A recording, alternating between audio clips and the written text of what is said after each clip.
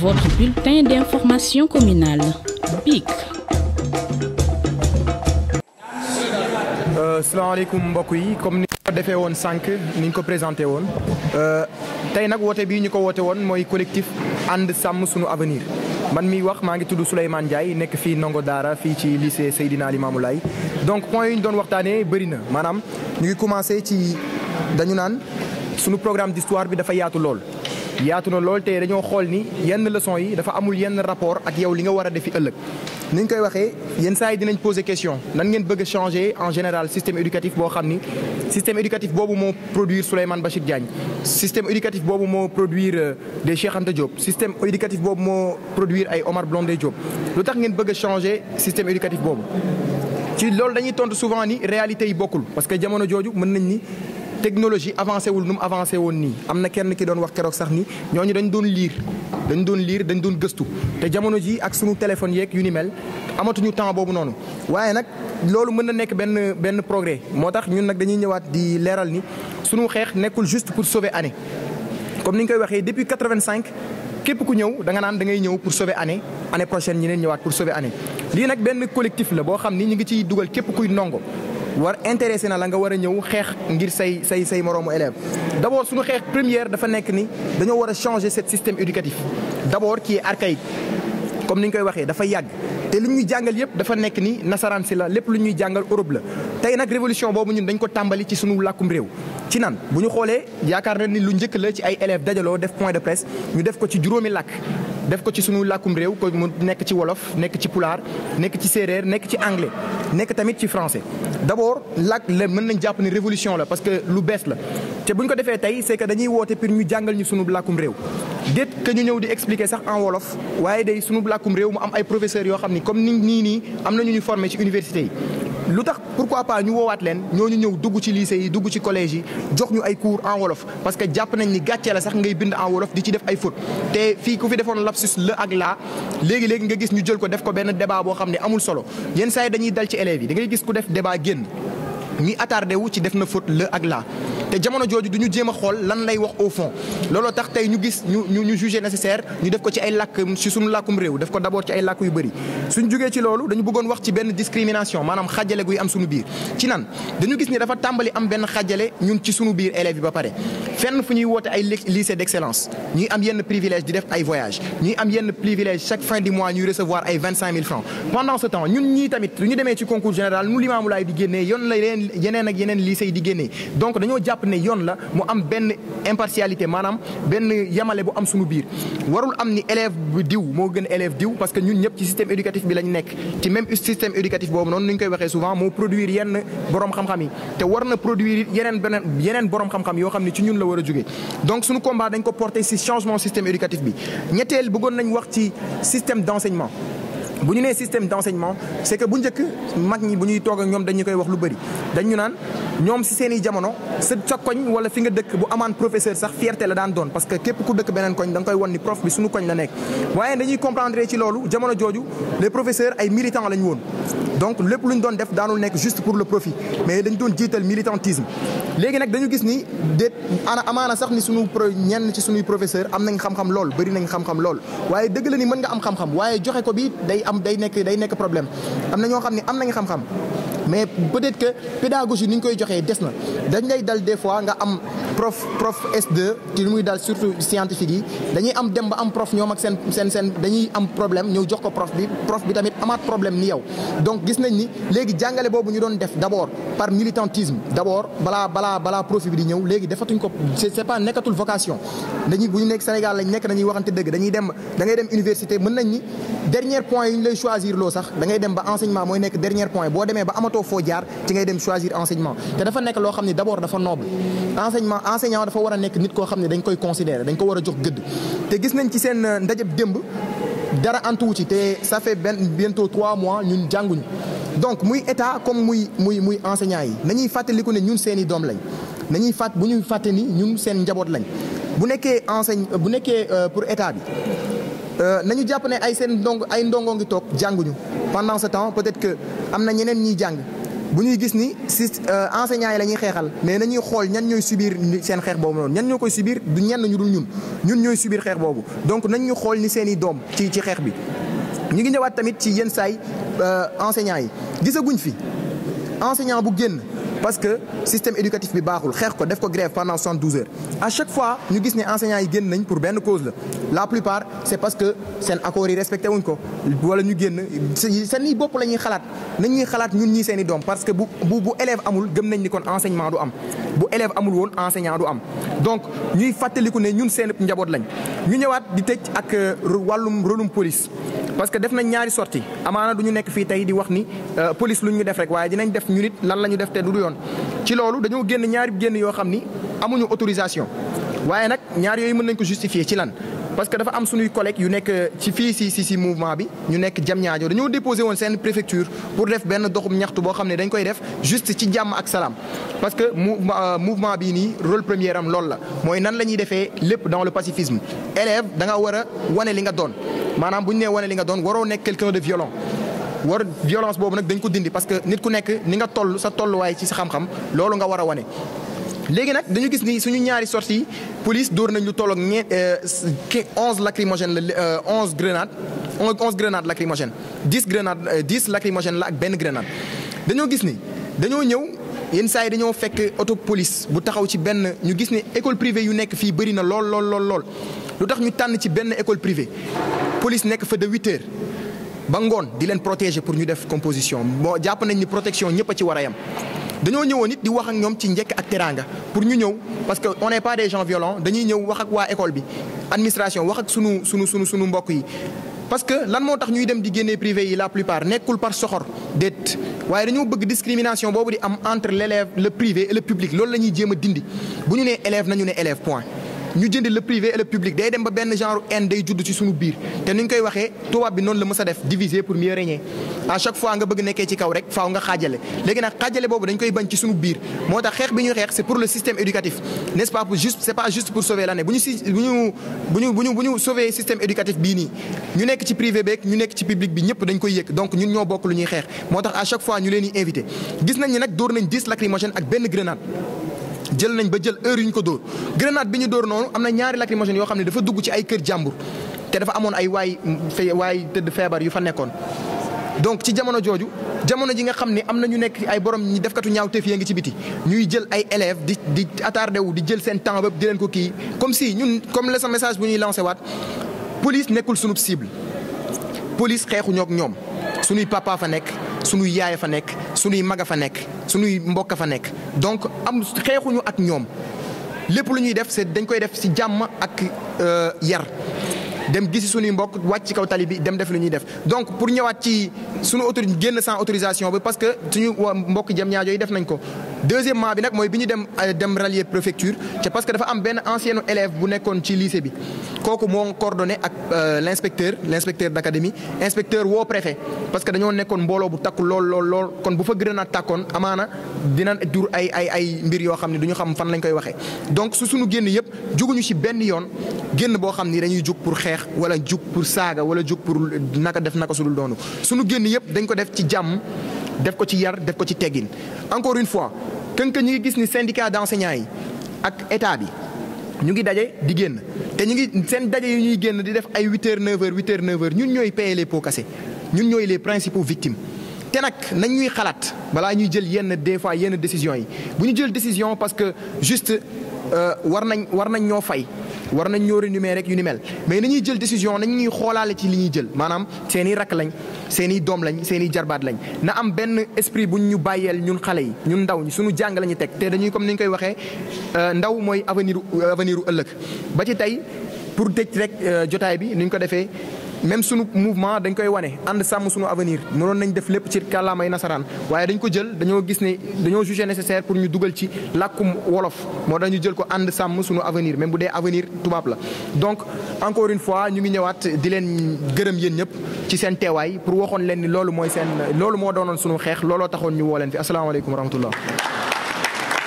Je m'appelle Moussa Alphonse Kawita, je suis élève au lycée Serigne Bassirou Bara Mbacké. Aujourd'hui, je suis chargé de relayer les propos du mouvement Ensemble Suñu Avenir en français. après des réunions,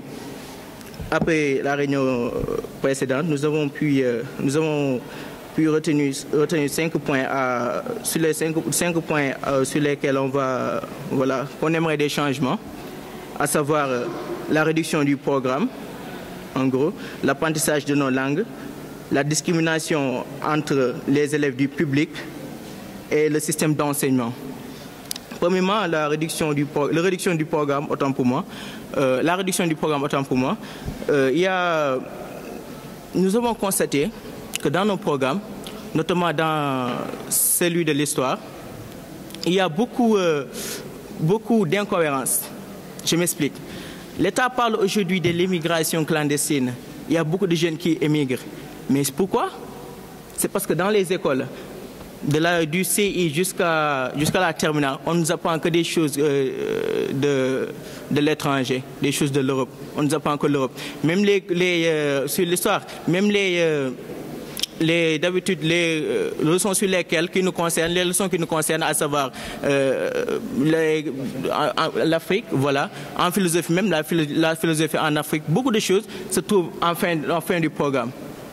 Et parfois, les professeurs n'ont pas le temps pour pouvoir tout regarder, pour pouvoir tout voir. Il y a même certains professeurs qui ne vont pas voir ça, parce qu'ils disent que ça ne va pas sortir, parce que voilà, d'habitude on met ça dans le programme comme ça pour seulement bourrer, mais rien du tout. Et le programme ici, kilométrique. Je ne peux pas comprendre un élève de S, comment on peut bourrer un élève de S avec des leçons en histoire géographie, des leçons de 20 leçons, voilà. Et chaque leçon est kilométrique. Des leçons qui vont prendre des 15 pages, 20 pages pour un élève d'S. Un élève de T, qu'est-ce qu'il va faire avec? On ne sait pas. Ça va seulement les fatiguer et ça va seulement bourrer nos élèves. On ne va pas avoir le focus, on sera moins performant même. On sera moins performant. C'est que certes, on nous dira que ce système scolaire, ce système éducatif qui a produit des Souleymane Bachir Diagne, qui a produit des Cheikh Anta Diop, des Omar Blondin Diop, pourquoi le changer? C'est vrai. Mais actuellement, avec la technologie, nous avons beaucoup de moyens pour pouvoir créer, le système éducatif maintenant peut créer des gens plus que des têtes, mieux faites que des Cheikh Anta Diop, mieux faites que des Omar Blondin et mieux faites que des Souleymane Bachir Diagne. On peut le faire en changeant ce système. Deuxièmement, nous allons parler, comme nous l'avions énuméré, la discrimination entre les élèves du public. Moi, je me demande, au nom de quoi on dit des lycées d'excellence et lycées simples. Pourquoi? Pourquoi il y a des lycées qui sont plus privilégiés que d'autres lycées, des écoles qui sont plus privilégiées que d'autres écoles? Ma camarade l'a dit en Poulard tout de suite. Comment des lycées comme Mayamaba, Prytanée militaire, de Diourbel, ont plus de privilèges que par exemple des lycées de Pékin, des lycées de... Voilà, vous comprenez. Il y a des lycées que l'État, même actuellement, il y a beaucoup de professeurs qui sont en grève dans nos lycées. Mais dans ces lycées-là, ils continuent à faire des cours. Donc, ils sont privilégiés. Et c'est anormal. Il faut que déjà qu'on brise cette discrimination entre les élèves. Il faut que ça cesse. Et nous allons parler aussi, comme nous l'avons énuméré toujours, du système d'enseignement. Actuellement, par exemple, il y a beaucoup de jeunes qui apprennent, qui suivent l'instruction, mais après avoir eu leur bac, ils ne font pas vraiment leur vocation. Et ce qui est arrivé, beaucoup de nos professeurs, ils ne font pas leur vocation. C'est pour cela qu'aujourd'hui, nous voyons des professeurs qui ont beaucoup... Ils ont le savoir. En les voyant, on sait qu'ils ont le savoir. Mais ils ont des problèmes de formation. Il les manque le savoir-faire, la pédagogie. Moi, j'ai mon professeur moi, je suis en TL. Mon professeur de maths, parfois, il y a même certains exercices. Il va rester des heures, il va rester des minutes, comme ça, bouche bée. Et c'est anormal. C'est parce que ce n'est pas sa vocation. Auparavant, on faisait l'enseignement par vocation. Maintenant, aujourd'hui, c'est pour le profit. C'est pour ça qu'on a tous ces manques de performance dans nos résultats. Nous allons parler, pour terminer, ce que je n'avais pas énuméré, l'apprentissage de nos langues. Nous avons constaté que dans ce monde, il n'y a aucun pays qui s'est développé sur une langue d'autrui. aucun pays. Aujourd'hui, il y a beaucoup de jeunes qui ont des problèmes dans les matières. En fait, la base des problèmes, c'est le français. Si on commençait à apprendre en Wolof, nos langues locales, apprendre en Wolof, apprendre en Balante, en Diola, en Ndiago, en Pulaar, Serer, pourquoi pas? Mais les résultats vont être plus performants. Plus performants. Regardez le cas de la Chine. 100 ans en arrière, est-ce que la Chine était comme ça? Il faut que nous changions nos langues. Si nous ne changeons pas nos langues, les résultats vont être, vont être ce qu'ils étaient. Et en changeant nos langues, comme je l'ai dit, on peut avoir des têtes mieux faites que les Souleymane Bachir Diagne, mieux faites que les Cheikh Anta Diop. Et pour terminer, nous voulons lancer un message à la police. La police, nous avons remarqué lors de nos sorties, parfois il y a eu quelquefois des affrontements. Et ils ont lancé des grenades, ils ont lancé environ 11 grenades lacrymogènes sur des élèves qui faisaient des marches pacifiques. Nous ne sommes pas vos ennemis, vous n'êtes pas nos ennemis non plus, nous sommes des frères. Aujourd'hui, la police est formée par nos frères, par nos pères, et au-dessus, je pourrais dire même par nos grands-pères, nos oncles. Donc, il ne doit pas avoir ce climat, cette relation électrique, ce climat électrique entre nous. Voilà, c'est ce qu'on avait à dire, c'est ce qui m'a été demandé de dire par ma voix, par ma modeste voix. Merci beaucoup. Okay, hello everyone. My name is Jedem Titu. I'm a student in Islamic Bank High School, and we, the collective of Ansam Sunya Avenir, we're here today to let you all know what is happening and what has been happening for many years in this country. So first of all, we're going to underline the history program that's in the globe, the education system. We're going to underline the history program. Like the history program for biology students, like the scientific students, is a little bit too long. Yeah, like there are 32 lessons that they have to study, and plus all the other lessons, I think it's going to be too much for them to all study at once. Secondly, why not the history of Africa? Like China has their own history, they study their history. France, they have their own history, they study their own history. Why don't we Africans study our history as Africans? And thirdly, teaching the country's national language. Like the Senegalese national language is Wolof. I think that we all have to be able to learn that language in schools like many other countries do. America do so, France and many other countries, they learn their own national languages, first of all, before taking other languages. Fourthly, is going to be the discrimination between the public schools and the public schools. There are public schools that are high graded, like the one in Drubel and others. I think that they're given more advantages like scholarships and stuff, why we don't have scholarships and stuff like that. I think that discrimination has been going on for years, and we really like it to stop. Fifth is the educative system, the teachers. First of all, we're going to underline the teachers because we've never seen a teacher fighting for his fellow teacher or the teacher that's fighting for his students. Like the teachers don't have the calling to become teachers. They just want to do it for their money or for whatever they're going to pay them. So teachers shouldn't come out for their self-interest. I think that the teachers have to have the passion to teach students the lessons. So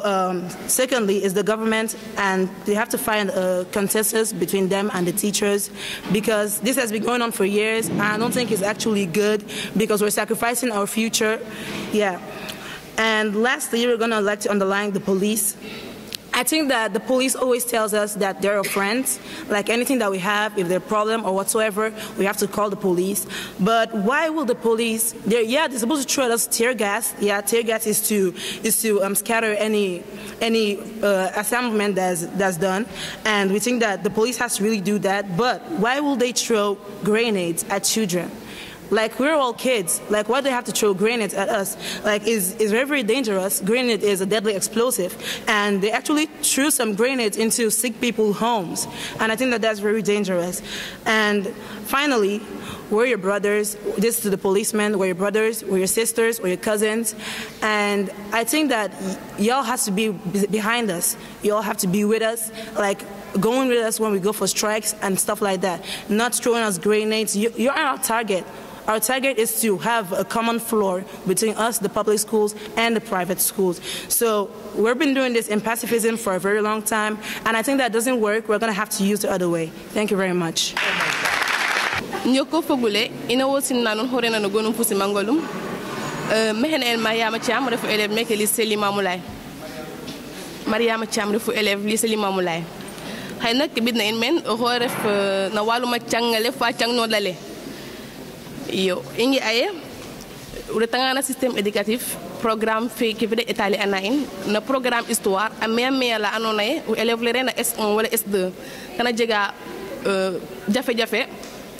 pour fokatin fu leçon keten PC fu mathématique mais aussi la casque im bugna letendre de etu jangna in histoire ne Afrique be den de tana histoire ne win ranwe ou point la casque ne im bugna baton lettre f kino kin a jangnen laklete numna nenam a canga serer a canga pular a canga olof im buga tabekel kam programme fein mais tamit kino he anona ho janga are kam classe nanga jangnita nuketenum na kata takka bote moju comprendre to tamit ingi aye sa te falen wage développer or tant que utiliser la clé den nenam winene na France a développé or mais français dana lako pour développer or Chine a développé or mais Chine wala ko pour développer or donc hata hubo ino imbage lak national in pour imbagu neta mambir na lim de kender ne won bugul le na discrimination fina jega entre élèves publics fu privé ina wongi ay kana ngaja in to ina fa élève inde kay ndoko ha blues ina fop ka imbika examen donc wari jega ben khadjal fana lal tay heke kana rafda wala heke madu xetena fiena na tamit na école publique fe fu xoxum a jega école kina lele les lycées d'excellence kana mo jatira in fu inowe anona na lycée public inde parce que detangan lycée kena ngoy le lycée d'excellence modé lycée Pikine modé lycée Thiaroye to modé lycée Limamoulaye aussi to in detangan ta inde tangana concours école modé su to hida in résultat kon imbare njiga ben xaj fana anona kana d'état hekere école privée wala hekere école publique wala hekere école publique fena encadré elare wala hekere école publique fala kasare yamre tasabo école kena lele lycée d'excellence kana ndabda élève hena defa maga to pourtant modje njanga in modje njiga in résultat na lim nak kande ino mbugu le système d'enseignement fe nak ko bugu le na professeur hene den jang ne den njiltel nama professeur henjiltel ambarat eta kinel ne den jiltel parce que detangan kam classe ken diki ka o jega o professeur teref kam classe o élève le bi din exercice na anone kana jega jafe pour expliquer inuten imbagal le maga niveau fait prof le kate limité oha to yaga detangan ani acin ha prof he kana biegu acangin ne ka dem bugna ndetege parce que tig dembadegu parce que udet angan sax profa jek anga kama koñ kana leguye profa jegan koña la in wina fop kana contana parce que ko profa jegan koña la den to ndiki udet angan ha profa kana revendiquer kana kasa chaque jour mais que de kasa tamit udet angan na xode na jëmale an o prof leng ma se su tox akas parce que classe ni amé élève mo se su tox akas parce que programme ne ka obsolète mo se su tox akas parce que programme ne amay kaga fop xa profa he nege nu kasa niki nak no kaga xoya lea profa he de respecter modre du ke in il adeno alenga 9h ka de sutoxa 9h fa danga ka de sutoxa sans pour autant de et avinu élève leng donc ino élève il lenga 8h15 ka isutoka ino fop fata i yon i solidaire ino fop isutox o prof nu bugna yokam classe ne fata yokam classe ne mais ino fata isutox nous sommes des élèves kay ndoko ha ino tout blouse na point la kasne imbuk ina letendre rôle de la police ke imbina ka anona itonya peut-être imbaganu le nena istona to injege autorisation surtout hato injege autorisation mi ka imbaganu justifier nenam camarade ke indena jam ñaajo acha fate daka ka den demander à pour su tok ton cianu ten il no kaga il le est-ce que isto nga tamit iton ker imbañu mbi demande ne lakas aussi injek élève la anona ancien élève re ou que lycée fait haga afiana une médiation na fu inspection aller fu préfet bo premier bo asutaha etan in jeg e problème inde ta bo ngat to injullan lacrymogène mais yibat na suto tamit injega jeg affrontement fu policier he nenam isuta sut école privée ke nena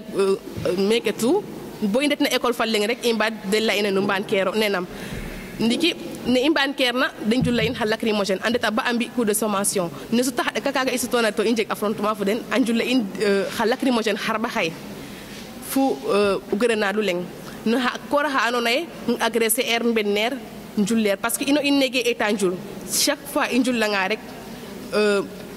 police dana etu njulla in lacrymogène nu kaga nak illeadu ne xaybatu su tox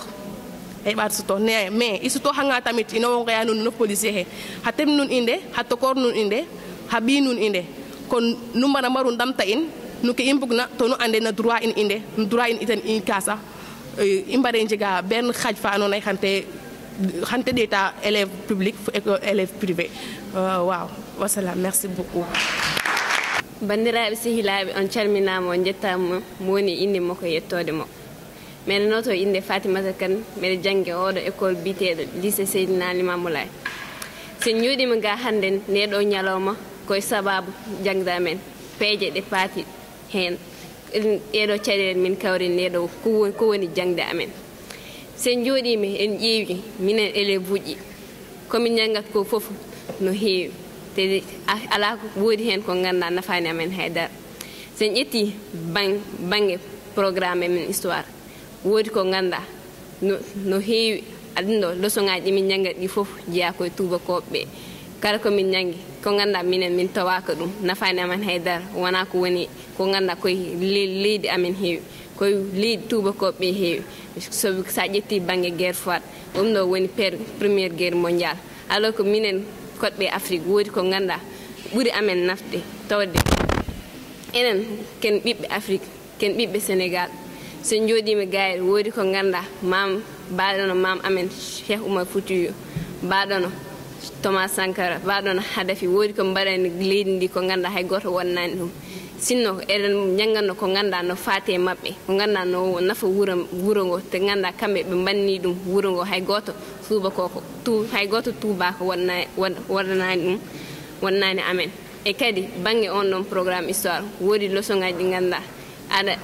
ƴeewa banggue mo ganda élève mo ganda ko série S woni ko kala ko wawi janggude hen gara pota janggude eko ɓuuri sappo e leçon ngaji mbiya an ɗum mbaɗoyta bac te déjà leçon ngaji ɗin noon suwi ɗum nafanima haydara gara kadi ɗum pota ɗum janggude an so ɓooyi ɗum naftama haydara wonat tan ko pour hewnude hoore ma nde e kadi banggue comme no garmini joni minen kaala pulaar ɓeew goɗɗo ari foti haalde jolfo goɗɗo haalde séréer taki en mbawa arde ƴetten ɗum ɗo woni ɗemɗe amen ɓe ganda ɗum min muyni min gara min nanna ɗum e ko wiyete o e systéme éducatif o sinno ko min mo ganda pulaar ɓurmi famde ko oɗo ɗemgal gonɗo fare sen ƴettino pulaar oɗo garen mbiɗen en nanna ɗum e systéme éducatif o woodi ko ganda an aɗa wawi ɗum famnanede guila subaka ha jamma a metta ɗum famde sona ɓe ƴetta ɗemgal ma an a famta ɗum ƴeew o mo ganda ko jolfu tan andi hay so ɗiwi nanani haydara français an gara mbiya ƴetta hunde ganda koye jolfu janguinta ɗum oɗo o tappinta hoorema oɗo joni o faama kono ƴeew ko ganda an France gila gonɗa cukalel ha no poɗɗani aɗa jangga ɗum kono ma woto ko ganda hen a metta ɗum andude a metta ɗum famde hon taki en mbawa ƴettude ɗemgal ɗeɗo ɗen ganda ɗum min guuri enen ganda ken leyɗele Afrique ɗi jeeyiɗen en meɗe gona tuba ko woodi ko ganda farayse takta amen ɗum takta jaren yeeso wona anglais takat jaren yeeso sa ƴettino leydi mbaɗono Chine sinno ko kamɓe ko français tan ɓe ƴetti ɓe mbi ɗum ɗon takat ɓe powɗumde yi wuuro mabɓe yaara yeeso mbeta yaade hay nokku mandarin o ɓe ƴetti ɓe powi ɗum yeeso mbaɗi ɓe ɗum ɗo ɓe tinni hen pour ganda kamɓe kalto leydi mabɓe fowi hande ko ɗum noon tagi soɓe darima tun ganda mi enen en cuwatowo darade toon ko ɗum tagi kono sen mbawi ƴettude ɗemgal amen ƴetten enen jangguin ɗum e cukaɓe amen ma enen men mbawa yarude yeeso e kadi banggue ko wiyete ko discrimination ƴeew min école min janggo école mo ganda gurdam no jogui kam e mo ganda ñen fof leeru mo woni bamma ko ma yoban num yaay mako ma yoban num an angara an bi an jangino biya an ga janginta sa foti wat grève odo école publique biya a janginta ton jaha école privée biya ton janginta e sababu an wodi ko kabata wodi ko ganda ari yidi ben nanma hen be gadda hen teddungal kono so tawi an ko godo bangi mattaɗo goppanu oɗa bangi kadi holɗum nafan ma so tawi an kon ko jiɗɗa ko nanane koye oɗo bangi tan jiɗa ɓe nanan ma ɗum e sinno ɗum ɗon no wawno woppede no ɓuura moƴƴu e tawde wona commune kaɓat ko wona pour leñol goɗo gonɗo oɗo hitande tan ko pour ɓeeɗo poɗɗa amen lomtade ɓen foof e kadi wona sinno ko discrimination hanno tan koye école publique e école privé on sinno kono garɗen tawen ɗum kadi e école aji nder école aji publique ɗi sa ari jiya école baɗo no Limamoulaye école baɗo Mariama Ba noɓe mowoni no ƴeewirat ɗum ni jiiɗa gara école baɗo no Mariama Ba aɗa totta ɗum élève mo woni lewru mo woni a totta ɗum ko foti 10 ujunere minen wonɓe gayen hay ɗum min mbawa hebde jiya gayen mo ganduɗa jangata e ko rewi lawol ara fina subaka law ummoto woɗɗi ara jangoya alors ko ɓeeɗa ɓeɗen ɗon kamɓe toon ɓe koydi toon ɓe jangat ɓen ɗon caɗele foof tawani ɓe hen ƴeew minen ganda grève uji ñande fof prof so foti wadde grève o ara ana jangata ara waɗa grève oɗo public oɗo biteɗo so a ƴetti Mariama Ba walla o gonɗo Prytanée en ɓe metta toon wadde grève kala ɗum ɗo a yiyat minen min gasna en programme men kamɓe ɓe paari ñande fof ɗum kadi no foti ƴewtede e kadi soɓe mbawno ƴewtade ɓeɗo wonɓe jangguinoɓe amen ɓe noɓe cuɓirtoɓe sinno an saɗa ƴetta oɗo ƴewde joni a natti yiide mo ganduɗa jangguino mo ganduɗa ƴetta ko e ko wawide ko jangguide sa ƴettama taw ko an hoore ma ndi heewi e gandal ɓe gara ɓe poma yesso ɓe mbima an jangguin ɗiɗo élève uji kono an a jooɗoto classe gara oɗo professeur ko jangguino aɗa andi an sa an woodi no yaara ko an seɓorat ɗum tawde hoore nde ko gandal tan kono o wawa ɗum jangguinde o wawa ɗum janggude neɗɗo o jangguini ɗum cukalel guel wooda ko nafa ɗum a yiita kono sinno ɓe mbawno ƴewtude ɗum ɗon noon noɓe cuwirto ni élève uji noon jaafoɗon noɓe cuwirto ni jangguinoɓe no ɓurata fewde e kadi enen en jii kala no prof ari wi oɗo hande 9 heures jippoto ɗum ɗo ko heddi ko e ñalawma fof o jangguintaɗo minen élève uji min jaɓat so heure on noon heure yoni min koota jour mo wi waɗa grève min mbasa arde école kono an ƴeew tan est ce que en miiɗi yiide goto prof dariri yeeso wi haɓanan élève uji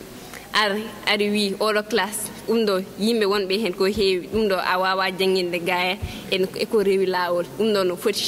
foti ittede ga walla ara gaya wi ɗum ɗo oɗo programme kadi ɗeɗo ɗum ɗo koɓe jangguinat ko nafani amen haydara kadi ko heewi ɗum ɗo en guittata ɗum ala kono enen minen te kala koɓe cohli nananede koye minen ɓen ndewata sinno ɗum ɗon kadi no wawno ittede tawde so élève alano jangguino dañta minen foof somin mbino min jooɗoto galleji amen hay goto arta jeeha janggoya kono kamɓe meccal mabɓe nafta haydara kono ƴeew yimɓeɓe e gurnam non foti ƴewtade ɗum ɗon e kadi kala tomin jiiɗi wattinade banggue oɗo ɗum ɗo ɓeeɗo biyeteɓe policier ji sen sa ƴetti goto leydi powaton policier ji ko pour daranade ɓeeɗo woni jeeyaɓe leydi ndi kono sa ari mbaɗo no minen gari min mi woodi komin kaɓanat koye amen ko ganda ko foti ga heddade kono sa ari gara ga jaaha mbiya an min mbaɗi ko foti no marche jaaha jalta gara ɗo so soit o waɗanima haydara o yaadema policier waɗanima haydara yaadema e kono sinno koye sababu ko woodi goto élève janggannoɗo ga yihi ɗum ɗo haalni waɓe inspection ɓe mbaɗi amen mettre en relation avec policier ji ɗum tagi ɓe mbaɗanima haydara gongol kadi mbatta marché ɓe waɗanima haydara hono garɗa mbiɗa aɗa yaltina école aji privé ji gara aɗa ko foti ko cukaɓe ɓe ganda ɓe ganda koye hakkille mabɓe timmani gara aɗa weddoɓe lacrymogène kadi gara aɗa weddoɓe ko timmi jeenayi lacrymogène mi haalani noon aɗa ɓeydi heen grenade ganduɗa no wawi ɗum ɗo mo wawi bonnande ko heewi neɗɗo ko jeeye ɓandu makko grenade ganduɗa no wawi hay ittude hay neɗɗo no wawi ɗum wadde garade weddo ɗum ko ganduɗa ko cukaɓe ɓe ganduɗa wawi wonde a miijaki sinno ko ɓiima walla ɓi mawne ma gara cukaɓe ganduɗa hakkille mabɓe timmani aɗa weddoɓe ɗum noon kono sinno eɗen mbawno en poti yewtude kon ɓeeɗo ɓe powaɓe pour wonande leydi ndi koɓe noɓe hakkille moɓe jarato e ɗum noon gayet min kaada gayet tawde min e koye ɗiɗo point min ponno haalde hannde minen jejjitmi ɓenɗo mi yejjitino haalde koye oɗo dental min jeeya koye dental biyeteɗo ensemble suñu avenir minen élève uji Sénégal jeeya heen e commune Garɓe hannde pour haɓande amen pour haɓande koye amen ko ganduɗa ɗum woni laawol e on jarama meɗen totta ɗemgal